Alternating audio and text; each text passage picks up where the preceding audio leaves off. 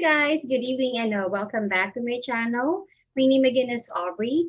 This time I'd like to talk about working out naman or exercising. Kasi nga diba, the secret or the formula to a successful weight loss is 70% diet and 30% workout. So medyo touch na rin natin yung other 30%. Okay, so when I first started working out in 2017, I never had this kind of discussion. Parang kinuha lang yung weight ko and then I was asked na to do the warm-up exercises. So fortunately, this time, my coach, who was a competitive weightlifter, was knowledgeable enough and hindi madamot in sharing me this kind of information. So as my way of paying forward, I'd like to share it with you guys then. Okay? So first off, I'd like you to take note na losing weight is different from losing fat. Kasi sa ating mga Pilipino, parang isa lang yan eh. Kumbaga sa Tagalog, uy, ang puyat mo na. Di ba? Pero in reality, these are two different concepts. So, by way of introduction, I'll be discussing this with you in brief. So, when we say weight loss, it simply refers to the lower number on the scale. It involves muscle, fat, and water loss, okay, versus yung fat loss, which is a reduction in the amount of fat in your body, and of course, involves stored body fat loss. As you can see on this table, I listed down yung other differences nila, but I'd like to highlight lang on few things, okay? Number one, weight loss involves fat diets and losing water weight, whereas fat loss requires a lifestyle change altogether that will affect your overall health. In terms of diet, different din sila. In a way na kapag weight loss, ang focus is more on foods that are high in carbs, low in fat and protein, okay? Versus fat loss na more on foods that are rich in protein, healthy fats, and low carbs. In terms of effect, weight loss is usually temporary, and then ang mas permanent talaga is yung fat loss. Plus, mas magiging madali pa para sa inyo to maintain having a stable weight, right? So, whenever we talk about weight loss, guys, I'd like you to think about fat loss and not just simple weight loss. Kasi guys, mas better talaga kung i-aim natin yung fat loss. Pero syempre, realistic tayo. Yung weight loss nga ang hirap na, what more pa yung fat loss. Okay? Kaya the reason why I included this discussion early on. Okay? Okay, so in this picture, guys, you will see the difference between just weight loss and fat loss with exercise. Okay? Makikita nyo na the one with exercise is mas glowing. Pumayat na siya and glowing pa yung itsura niya. That's how important exercise is in achieving your fitness goal. And the problem, okay, is that exercising enough. So how exactly are we going to measure ba if we are exercising enough? Okay, so it is said na the average person may need 60 to 90 minutes of exercise a day to lose weight. Okay, so that is also one easy way to measure, okay, which is the number of time you devote daily to exercising. Kapag yung exercise mo is high intensity training or HIIT exercise, that can even be reduced to 30 minutes lang. I'll be making a separate video about diet and working out jargons para mas maintindihan nyo yung concept. But yun nga, so kung hindi ganyan katagal yung time na ini-spend nyo daily for exercise, di alam na this. Okay, diba? Ang problema sa just relying on the time spent in exercising is that you really cannot measure the intensity of your workouts. And exercise intensity is important in order to gauge whether or not you are working too hard or not working hard enough. Okay, so one common way to do this is by using what they call the RPE. Okay, so ito talaga yung pinakaunang acronym ko, guys, na natutunan about working out. And this is very important. For me, this played a huge role in my successful weight loss journey. So when we say perceived exertion, that is how hard you feel your body is working based on physical sensations experienced during exercise. So for example, kapag nag-exercise ka and you felt your heart beat faster, tapos yung paghinga nyo becomes faster and deeper, kapag pinagpapawisan kayo, and then kapag nangangalan na kayo or napapagod na kayo. So those are some examples. Now, these feelings are not objective, but okay, they can give you an estimate of your heart rate and your exercise intensity zone without any equipment at all. Okay? Hinighlight ko talaga yung part na yon. Without any equipment at all.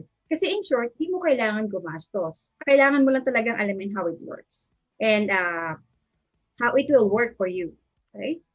So, to rate your perceived exertion when you exercise, okay, they said that do not just focus on just one sensation. Instead, you need to have a general sense of how hard you are exercising by assessing multiple sensations, and that includes your breathing pattern, amount of sweat, and the level of your fatigue.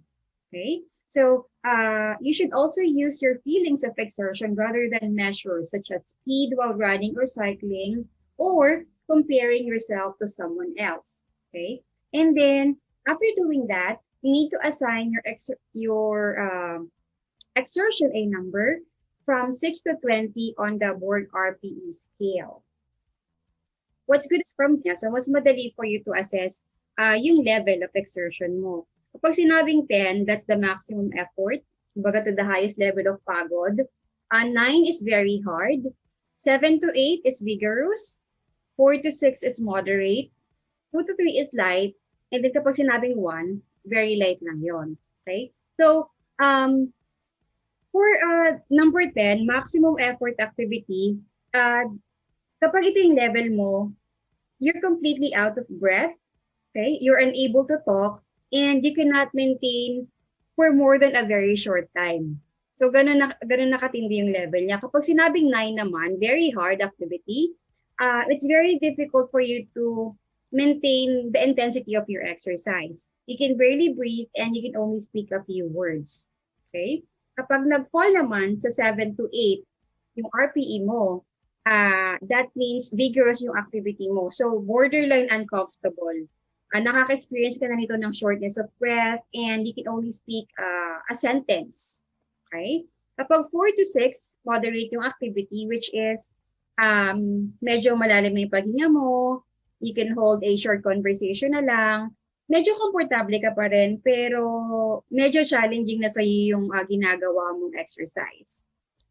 Kapag 2 and 3, that falls under light activity. So, kumbaga, you can go on for hours. It's easy for you to breathe and carry a conversation. And then lastly, kapag number 1, which is very light, hardly any exertion. Kumbaga, wala lang. Pero syempre, it's still more than sleeping, watching TV, or etc. So may konting level of effort kahit pa paano. Okay? So, kailangan nyo lang tandaan sa RPE scale. Okay? Huwag kayong ma-overwhelm kasi kailangan nyo lang matandaan na yung level of exertion nyo dapat should be 7 to 8. So dapat borderline uncomfortable ka, short of breath, and can speak a sentence. Manonotice nyo kasi na habang tumatagal, pag nasasanay yung katawan nyo sa workout, madadalian na kayo sa mga routine nyo eh. So, doon mo i-reassess yung sarili mo kung anong level na ba yung RPE mo. Kasi kung halimbawa, nag-46 ka na lang, sabi ng coach ko, well, it's time for you to elevate. It's either taasan mo yung weight mo, damihan mo yung reps or yung set.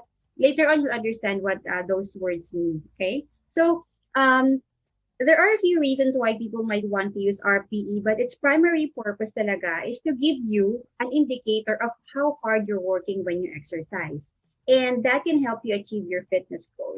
Diba kasi nga, we don't know if you are exercising enough. So that's what the RPE is for. So use it to your advantage kapag nag-start ka na rin. And reminder lang okay? And then of course, since I'm not a professional, before you decide to start a fitness routine or any exercise, make sure to consult with a doctor or with a professional as to what type of exercise are best suited for you to meet your goals.